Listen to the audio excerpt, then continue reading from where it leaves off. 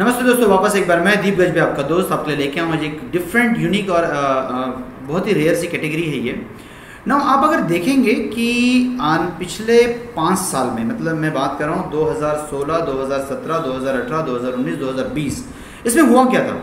तो इसमें हुआ कि ये था कि 2016 में 2014 की रैली, मतलब जब मोदी जी आए थे तो उस वक्त 2014 की रैली में सब कुछ बहुत अच्छा चला। 2016 के बाद काफ़ी बड़ा स्टैग्नेशन आया।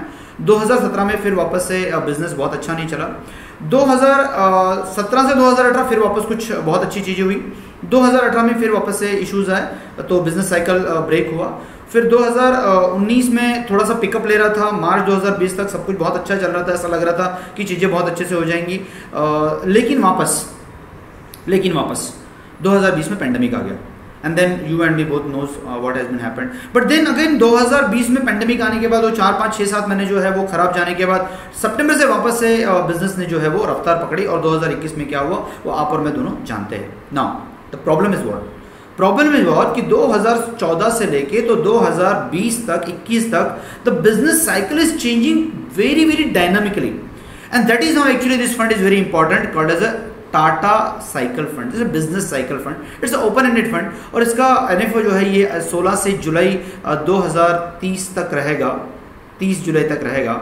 नाउ इस फंड की डिटेल्स में जाने के पहले वापस एक बार आप सबसे विनंती है, रिक्वेस्ट है, गुजारिश है, please do subscribe my channel college imperial money. और आइए वापस चलते हैं इस पर्टिकुलर फंड पे कि इस फंड में है क्या, राइट। तो अगर आप देखेंगे कि ये जो है ये ऑल वेदर फंड है, बिजनेस साइकिल फंड है। तो बिजनेस की साइकिल जैसे चेंज होगी, सेक्टर्स चेंज होंगे तो कंपनीज उस सेक्टर में जो कंपनीज है वो चेंज, उनके काम करने के तरीके चेंज होंगे। सो अगर आप ये देखें कि रिसेशन, अभी हम लोग जो है वो स्लो डाउन से एक्सपेंशन के मोड में चल रहे हैं, मतलब रिकवरी से एक्सपेंशन के मोड में चल रहे हैं। तो इसमें बहुत सारी अलग अलग कंपनियां अपने अपने हिसाब से चलती है। तो वो कौन सी कंपनियां हैं जो इसमें काम करेगी। तो extreme heat, rising humidity, days going, मतलब ये वापस ये चलते रहता है। तो कुछ भी सर्टन नहीं है। So what is certain? Seasons और cycle, summers are followed by monsoon, this is certain, मतलब सीजन्स आर सर्टन। लेकिन अनसर्टन क्या है? कब रेन होगा ये अनसर्टन है। What we can do? Prepare for what which is coming, मतलब हम लोगों को प्रिपेयर रहना पड़ता कि सीजन तो चेंज होंगे लेकिन एग्जैक्टली शिफ्ट कब होगा मालूम नहीं है, उसके लिए छाता लेके रेडी रहना पड़ता, राइट। सो एक बहुत अच्छी कहावत है, I think it's essential to remember that just about everything is cyclical. सब कुछ साइक्लिकल है। There is a little I am certain of, but These things are not true. Cycle always prevail. So cycle हमेशा prevail रहती है। Business cycle क्या बोलती है? Recession आता है, रिकवरी आती है, एक्सपेंशन आता है, स्लो डाउन का मोड आता है। ये स्लो डाउन के मोड चलते रहते हैं।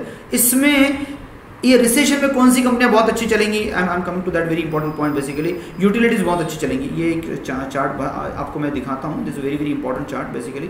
सो रिसेशन में क्या अच्छा चलता है? तो रिसेशन में यूटिलिटी फार्मा अच्छा चलता है। फिर रिकवरी का मोड आता है तो auto, metal, mining, large financial information technology बहुत अच्छा चलता है। फिर क्या आता है? फिर वापस एक दूसरी साइकिल आती है, उसमें मिड एंड स्मॉल कैप बहुत अच्छे चलते हैं। और फिर वापस से जो दूसरा प्रेडोमिनेंटली जो यूटिलिटीज फार्मा, वापस से रिसेशन आने का काम चालू होता है। तो ये साइकिल चलते रहती है। और ये साइकिल में जो है हमको ये देखना होता है कि अलग अलग साइकिल में, रिसेशन में अलग कंपनियां चलती है, रिकवरी में अलग कंपनियां चलती है, एक्सपेंशन में अलग कंपनियां चलती है, वापस स्लो डाउन आता है उसमें अलग कंपनियां चलती है। तो जो कंपनियां जिसमें चलती है वो कंपनियां इस पर्टिकुलर फंड में आने वाली है। And that is the overall characteristic रहेगा इस पर्टिकुलर पूरे फंड का कि व्हाट इज बिजनेस साइकिल का फेज जो है उसके हिसाब से इसमें कंपनियां बदलेंगी। नाउ पहले क्या होता था? पहले होता था ये कि बिजनेस की जो रिकवरी की साइकिल रहती थी वो थोड़ी सी बड़ी रहती थी, 5 साल की रहती थी। लेकिन जैसा मैंने आपको बताया कि 2016 से या 2014 से भी साइकिल जो है वो 1 साल 1.5 साल की आना चालू हो गया।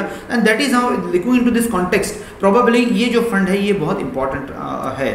इसमें 2 टाइप से काम होगा। इसमें 2 टाइप से क्या काम होगा? तो 2 टाइप से काम होगा, मतलब एक तो काम इसमें चलेगा जिसको हम लोग बोलते हैं फ्रेमवर्क। तो फ्रेमवर्क कैसा रहेगा? तो फ्रेमवर्क रहेगा एक तो माइक्रो इकोनॉमिक फ्रेमवर्क रहेगा, जिसमें कि डेपकिन की जो टीम है वो माइक्रो इकोनॉमिक फंड चीज़ें देखेंगे, मतलब इन्फ्लेशन क्या बोल रहा है, या लग्जरी की स्पेंडिंग कैसे चेंज हो रही है, या लोग एग्जैक्टली क्या कर रहे हैं, मॉनेटरी पॉलिसी कैसे चल रही है, ये सब देखेंगे। और दूसरी इनकी डायनामिक एलोकेशन रहेगी, स्पेसिफिक इंडस्ट्री साइकिल रहेगी। तो इंडस्ट्री साइकिल में इनकी जो इक्विटी की एनालिसिस की जो टीम है वो काम करेगी। Now what impact the length of the phase, मतलब जो फेजेस आते हैं वो क्या इम्पैक्ट है? तो अगेन आपको मालूम है monetary policy, fiscal policy, domestic events और ग्लोबल इवेंट्स, ये किसी भी साइकिल को जो है वो इम्पैक्ट करते हैं। तो उस इम्पैक्ट को लोग एनालाइज करेंगे, right. Now business cycle investing क्या बोलता है? बिजनेस साइकिल इन्वेस्टिंग एकदम क्लियर है, रिकवरी और एक्सपेंशन में क्या चलना चाहिए और स्लो डाउन और रिसेशन में क्या चलना चाहिए। तो स्लो डाउन में जो है वो रिकवरी और एक्सपेंशन में जो है वो स्टॉक जैसे mid cap and small cap company जो है, ये यंग और ग्रोथ ओरिएंटेड फर्म्स जो है वो जनरली साइक्लिकल मोड में जो चलती है। और स्लो डाउन में क्या होता है? तो स्लो डाउन में जो डिफेंसिव स्टॉक्स है वो चलते हैं। तो अलग अलग सेक्टर में अलग अलग साइकिल में अलग अलग स्टॉक चलते हैं, और इस फंड में राहुल जी जो है वो वही स्टॉक लेने वाले हैं, साइक्लिकल वर्सेस डिफेंसिव। सो साइक्लिकल जो है वो डायरेक्ट रिलेशनशिप इकोनॉमी के साथ होता है, डिफेंसिव का डायरेक्ट रिलेशनशिप नहीं होता, वो तो अपने हिसाब से चलते रहते हैं। Companies that make the sell the discretionary items या the stocks which do well during the phase, या कैपिटल गुड्स या इंडस्ट्रीज जैसी कंपनियां जो है ये साइक्लिकल फेज में बहुत अच्छे चलती है। डिफेंसिव में जो है वो लो penetration, long runway for growth, strong balance sheet वाली जो ESG का जो रोबस्ट जिसमें फ्रेमवर्क रहता है वो कंपनियां बहुत अच्छी चलती है, राइट। तो इन्वेस्टिंग इन डिफरेंट फेजेस जो है, वापस मैंने ऑलरेडी फेज दिखा दिया आपको। तो सेक्टर परफॉर्मेंस इनका कैसे रहेगा? तो सेक्टर परफॉर्मेंस इन लोगों ने क्या बोला है, ये टॉप डाउन जो है वो टॉप डाउन फंड रहेगा, ऊपर से नीचे आने वाला फंड रहेगा। इसमें सेक्टर जो है ये 5 से 12 सेक्टर में काम करेंगे। जो टोटल 16-17 सेक्टर्स जो है उसमें से 5, 6, 7, 8 सेक्टर 12 सेक्टर में काम करेंगे, उससे ज़्यादा सेक्टर में लोग जाएंगे नहीं। ये थोड़ा सा फ्लेक्सी कैप से डिफरेंट रहेगा। ये फ्लेक्सी कैप में जैसे small cap, mid cap, large cap, blue chip वाला जो स्टोरी रहता है, और जिसमें जो ज़्यादा वेटेज रहा उसमें ज़्यादा कॉन्सेंट्रेशन जो है कॉन्सेंट्रेशन नहीं करता है, काफ़ी डाइवर्सिफाइड पोर्टफोलियो होता है फ्लेक्सी कैप में। वैसा ये नहीं रहेगा, ये लोग सेक्टर का कॉन्सेंट्रेशन लेंगे, और उसमें भी कॉन्सेंट्रेशन में ये लोग क्या करेंगे, तो ये लोग उस पर्टिकुलर स्टॉक को ज़्यादा वेटेज देंगे, जिससे कि बहुत ज़्यादा थोड़ा कॉन्सेंट्रेटेड पोर्टफोलियो 35 स्टॉक 40 स्टॉक के आसपास का ही पोर्टफोलियो करेंगे लोग, बहुत डाइवर्सिफाइड पोर्टफोलियो लोग करेंगे नहीं। दैट्स व्हाट एक्चुअली जब मेरा बात मैंने जब कॉन कॉल सुना था राहुल जी का, तो उसमें उन लोगों ने बात करी थी। सो अभी हम लोग जो है वो एक एक्सपेंशन से रिकवरी की जो है साइकिल में है, और ऐसे साइकिल में जो है वो यहाँ पे हम लोग ये एक्सपेंशन से रिकवरी के साइकिल में हम लोग चल रहे हैं। तो ऐसे इसमें जो है वो बहुत इंपॉर्टेंट है कि आपके पोर्टफोलियो भी जो है वो डिफरेंट टाइप से इसमें हमको ट्रीटमेंट मिले। तो दैट इज़ हाउ एक्चुअली आज का जो है वो ये सिनेरियो है 2021 का। और फेल फर्दर मतलब इंटरेस्ट रेट 4% पे है, इन्फ्लेशन 6 से 7% के बीच में है, कैपेसिटी यूटिलाइजेशन 47% के आसपास की चल रही है, रिकवरी 66% के आसपास की होनी चाहिए। जीडीपी का एनुअल जो है वो 1.76% के आसपास जीडीपी एनुअली ग्रोथ रेट दिख रहा है मोटा मोटा।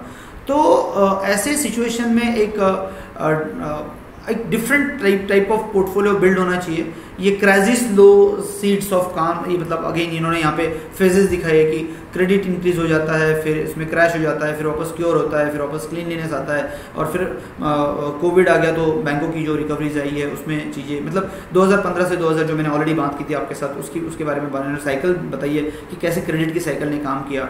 तो साइक्लिकल फंड का जो बेनिफिट है वो यही है कि आप जो है वो कैसे अपने पोर्टफोलियो को डिफरेंट रखेंगे, आप अपने पोर्टफोलियो को कैसे यूनिक रखेंगे। और ये जो है एक बहुत ही dynamically manage business cycle fund होने वाला है, जो आपको देगा all weather fund, aims to weather it all, मतलब सारे वेदर्स में काम करने वाला फंड रहेगा। इन्वेस्टमेंट की अप्रोच जो है वो to deploy the business cycle approach, investing in identifying economic trends and invest into sectors and the stock that will go to outperform in the sectors. उसमें इकोनॉमिक साइकिल को देखा जाएगा most precisely, और focus रहेगा expansion पे और contraction पे, ये फोकस रहेगा। स्टॉक सिलेक्शन कैसे होगा, तो extent of leverage of the cycle, market cap to against रहेगा, और मैनेजमेंट रिकॉर्ड एक बार देखा जाएगा इसमें। फंड का कैरेक्टरिस्टिक क्या रहेगा, तो पोर्टफोलियो का साइज ये होगा, size of the portfolio will very depend करता है कि साइकिल कौन सी चल रही है। सेक्टर लोकेशन मोर प्रिसाइज में कॉन्सेंट्रेशन रिस्क रहेगा, कॉन्सेंट्रेशन रहेगा सेक्टर का। पोर्टफोलियो चर्न, तो portfolio will be depend on how quickly the cycle जैसे चेंज होगी पोर्टफोलियो चर्न होगा।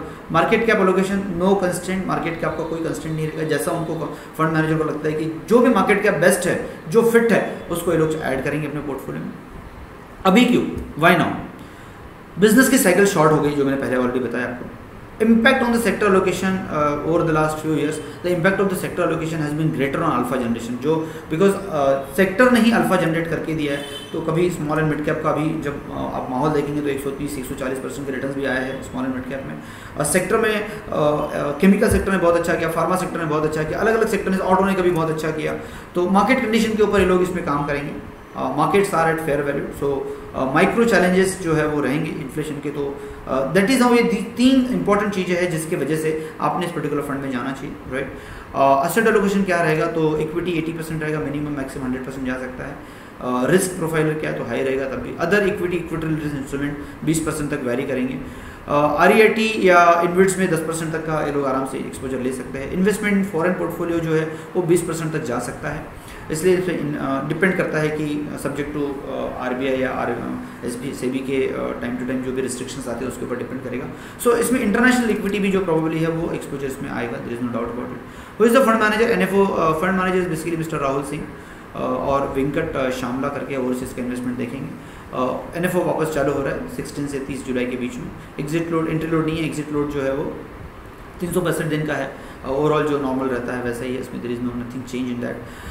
ये बिजनेस साइकिल जो है, मतलब इस फंड के बारे में जब मैं सोचता हूँ तो बहुत कम फंड है। ICICI का एक बिजनेस साइकिल फंड आया हुआ था और अभी ये वाला आया हुआ है, तो I believe there is huge scope. मतलब ये सेगमेंट अभी थोड़ा छोटा है बिजनेस साइकिल का, there is a huge scope कि यहाँ पे ये और भी बहुत सारे डिफरेंट AMC जो है इस टाइप की फंड्स को लेके आए।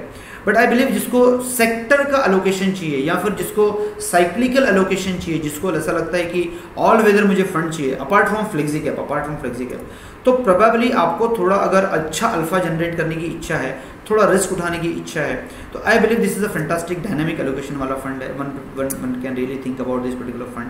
और सबसे इंपॉर्टेंट चीज़ मुझे लगता है, again Rahul Singh is a one man who is amazing fund manager. काफ़ी उन्होंने पूरी as a fund management team में काफ़ी पूरे टाटा को उन्होंने रिवाइव किया है। I believe this is a fund wearing you can really take the call on. But yes, before जाने के पहले please do not forget to really again subscribe to our channel Imperial Money. हम लोग इस type के अच्छे funds आपको रहेंगे, and please do subscribe our channel, please do write the comment also on the channel.